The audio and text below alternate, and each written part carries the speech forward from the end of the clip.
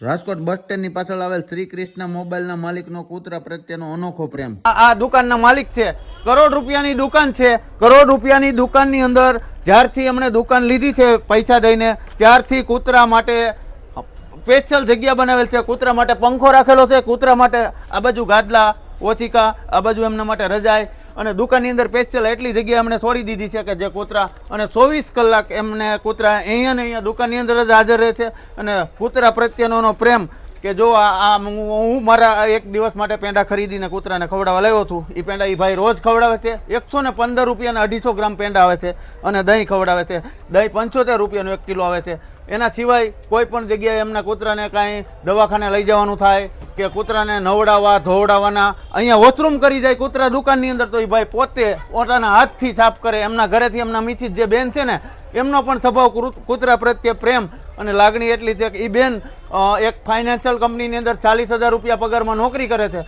છતાં પણ આ કૂતરાના વોશરૂમ જે થાય છે ને એ પોતાના હાથથી લેવામાં ક્યારેય અચકાય. માલિકનો પ્રેમ જોવો, તમે જોઈ શકો છો તમે. બાકી આવા પણ કૂતરાને પ્રેમ કરવાવાળા વ્યક્તિઓ રહેશે. આના તરફથી આપણે આ વિડીયો ઉતારવાનું એક જ મારું કારણ છે કે આમાંથી તમે લોકો કોઈ પ્રેરણા લો.